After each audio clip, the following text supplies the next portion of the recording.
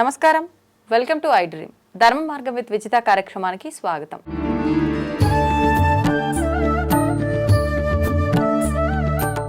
ప్రస్తుతం మనతో పాటు ఉన్నారు ప్రముఖ ఆధ్యాత్మికవేత్త జ్యోతిష పండితులు సుభాష్ శర్మ గారు. ఇప్పుడు వారితో మాట్లాడేద్దాం. నమస్కారం గురుగారు. గురుగారు, ఏకాదశికి చాలా ప్రాధాన్యత ఉంది మన శాస్త్రాల్లో కానీ, పురాణాల్లో కానీ, వేదాల్లో కానీ. ముఖ్యంగా ఏకాదశి అనగానే మన అందరికీ గుర్తొచ్చేది ఉపవాసం. ఉపవాసం ఉండాలి అని చెప్పి, అది కూడా చాలా నియమంగా ఉండాలి. ఆ రోజున అసలు అన్నం అనేది తినకూడదు అని చెప్పి అంటారు. అయితే నిజంగా ఇది తినటం వల్ల ఏమైనా దోషమా? ఎందుకు ఇలాంటి నియమం పెట్టారు? ఏదైనా నియమం పెట్టారంటే దాని వెనకాల ఏదో ఒక చరిత్ర విశిష్టత ఉంటది కదా. ఏంటి దాని వెనకాల ఆంతర్యం? ముఖ్యంగా ఇప్పుడు మనకు వచ్చే వైకుంఠ ఏకాదశి అనగానే ఇంకా ఎలాంటి నియమాలు పాటించాలి? ఆ రోజు ప్రత్యేకించి ఉత్తర ద్వార దర్శనం అని చెప్పి స్వామివారిని ఉత్తర ద్వారంగానే దర్శించుకోవాలని చెప్పి అంటారు. ఎందుకు ఈ విధానం వచ్చింది? ఎప్పటి నుంచి ఉంది ఈ విధానం? అవన్నీ కూడా తెలియజేయండి. తప్పకుండా తెలియజేస్తాను. ముందుగా ప్రేక్షకులందరికీ శ్రీమాత్రే నమః, శ్రీ గురుభ్యో నమః. మనకు ఏకాదశి అనేటటువంటిది ఉపవాస దీక్షకు పెట్టినటువంటిది పేరు. అలాగే విష్ణుమూర్తి ఆరాధనకు పెట్టినటువంటిది పేరు అని మనకు ప్రతి ఒక్క వీడియోలు చెప్పుకుంటూ వస్తాం. ఎందుకు ఈ రకంగా చెప్తున్నాము అంటే దీనికి చారిత్రక ఆధారాలు, పురాణాల గాథ ప్రకారం తీసుకుంటే మనకు అంటే కృతయుగంలో విష్ణుమూర్తి శరీరం నుండి ఇద్దరు రాక్షసులు ఉద్భవించారు. వారి పేరు మురాసురుడు అనేటటువంటి రాక్షసులు, అసురుడు అనేటటువంటి రాక్షసులు. ఈ మురాసురుడు అనేటటువంటి రాక్షసుడు ఆయన అంశ నుండి ఉద్భవించాడు అని చెప్పి చాలామంది చెప్తూ ఉన్నారు. అయితే దాని వెనక ఉన్నటువంటి ఆంతర్యం ఏంటంటే ఆయన అంశ నుంచి పుట్టినటువంటి వాడు దేవుడు కావాలి కానీ రాక్షసుడు అయ్యాడు. అంటే ఆ యొక్క రాక్షసుడు ఆ సముద్రంలో అంటే విష్ణుమూర్తి పవలించేటటువంటి పాల సముద్రంలో జన్మించాడు కాబట్టి అతనికి ఎక్కడ చూసినా నీటి ప్రవాహమే ఉంది. అంటే పొడిగా ఉన్నటువంటి ప్రదేశం అతనికి కనిపించలేదు. కనిపించకపోయేసరికి ఆయన ఏం చేశాడు అంటే ఆ రాక్షసుడు బ్రహ్మలోకానికి వెళ్ళాడు. అక్కడ కమలాకారంలో అంటే ఒక కమలం పువ్వులో బ్రహ్మదేవుడు కూర్చున్నాడు.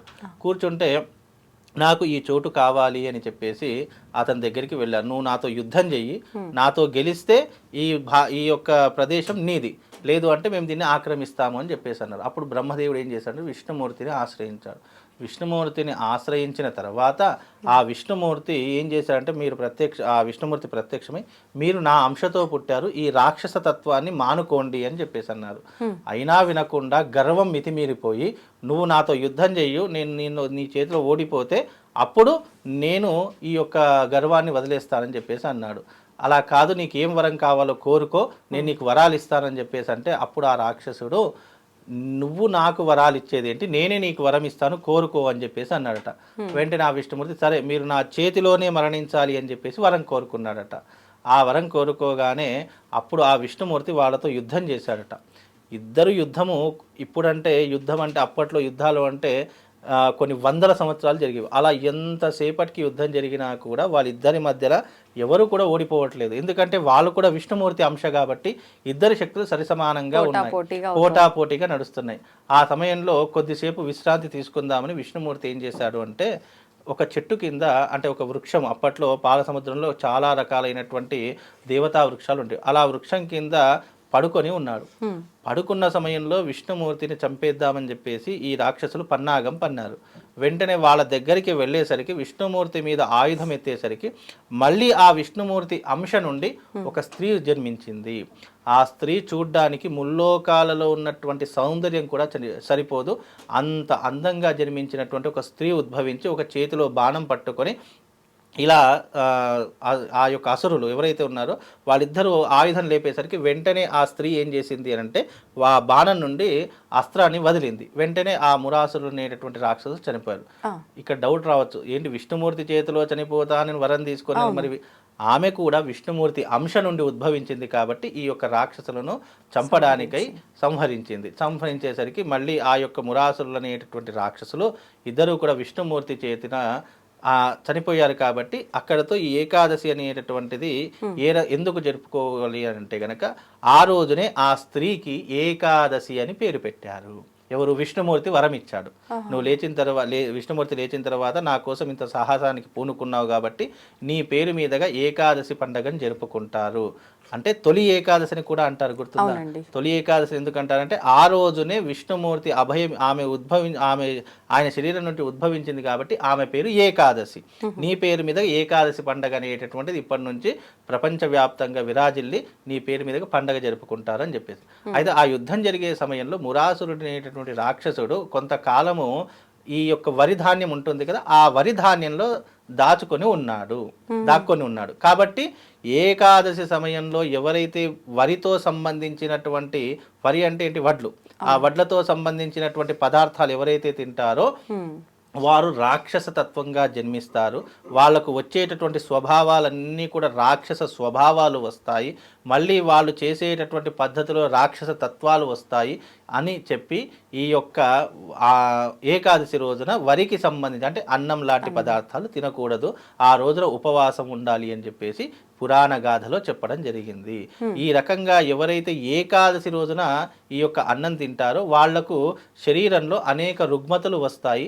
అలాగే వాళ్ళ జీవితంలో అనేక పాపాన్ని మూటగట్టుకొని ఉన్నటువంటి వారు ఉంటారు. కాబట్టి ఏకాదశి రోజున అన్నం తినకూడదు. ఇప్పుడు ఉపవాసం చేయలేని వాళ్ళు, అంటే ఒకవేళ చేయాలనుకునే వాళ్ళు ఎటువంటి విధానాన్ని ఆచరించాలి? దానికి ప్రత్యామ్నాయంగా చాలా ఉన్నాయేమో. ఇప్పుడు ఉపవాసము అంటే అన్నం ఒకటి మాత్రం తినకూడదని చెప్పారు, కానీ దానికి సంబంధించి పళ్ళు, ఫలాలు, ఏవైనా పాలు, ఎందుకు ఆ ఒక్కరోజే, మళ్ళీ ఒకరోజు అన్నం తినకపోతే ఈ శరీరం ఏం చనిపోం కదా మనము.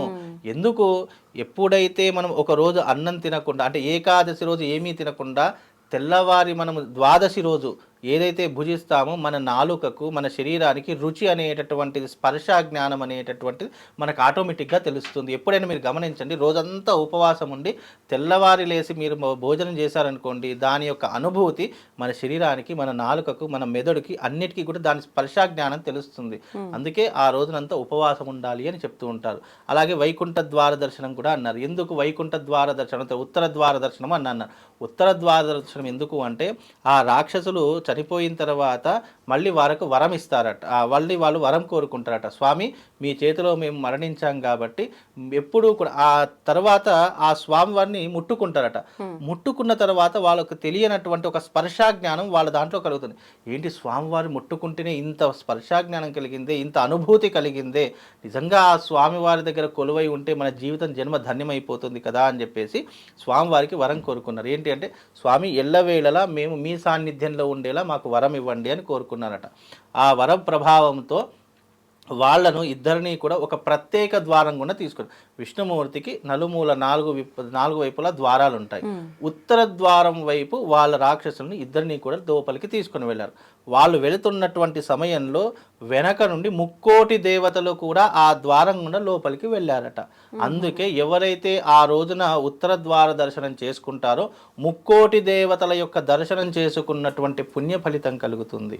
అలాగే ఆ రోజున ఎవరైతే దక్షిణాయనంలో మరణించినటువంటి వ్యక్తులు ఉంటారో ఉత్తరాయణ పుణ్యకాలంలో వాళ్ళందరూ కూడా స్వర్గద్వారాలు కూడా తెరిచి ఉంచబడతాయి. ఆ రోజున వాళ్ళందరూ మరణించినటువంటి వాళ్ళు స్వర్గానికి వెళ్ళేటటువంటి యోగం కూడా ఆ రోజున కలుగుతుంది అని శాస్త్ర ప్రతీక.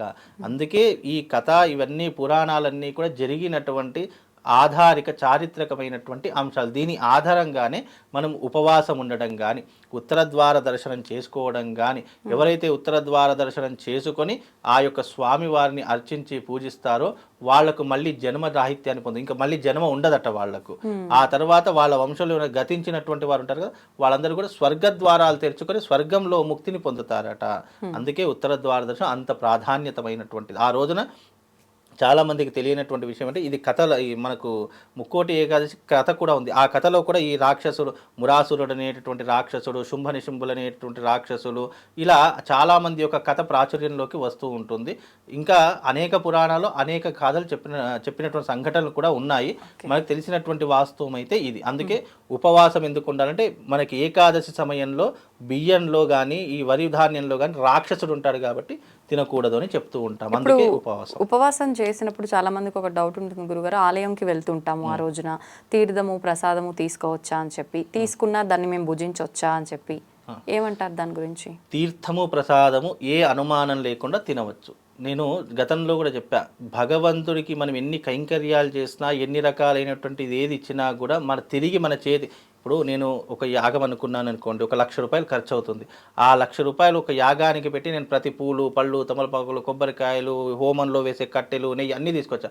అవన్నీ కూడా భగవంతునికి చెందుతాయి. కానీ చిట్ట చివర మన చేతిలోకి వచ్చేది పెట్టినటువంటి ఖర్చు రాదు, పోయినటువంటి వస్తువులు రావు. చిట్ట చివర మన చేతిలోకి వచ్చేది తీర్థము, ప్రసాదము. అంటే భగవంతుడి యొక్క అనుగ్రహము తీర్థ ప్రసాద రూపకంగా మనకు దొరుకుతుంది. అందుకే భగవంతుడు తీర్థ ప్రసాద రూపంలో మనల్ని అనుగ్రహించి మనం చేసినటువంటి దానికి పుణ్యాన్ని, పురుషార్థాన్ని కల్పిస్తారు. చాలామంది నేను ఈరోజు ఉపవాసం అంటే నేను ఏమీ తినను, అన్నం లాంటి ఇప్పుడు టెంపుల్స్లో వెళ్ళినప్పుడు భగవంతుడికి సమర్పించినటువంటి నైవేద్యాన్ని మనకి ఇస్తారు. నైవేద్యం అంటే ఏంటి? భగవంతుడు స్పృశించినటువంటి నైవేద్యం ప్రసాద రూపకంగా మారుతుంది. ప్రసాదము ఎప్పటికీ కూడా వద్దు అని అనకూడదు.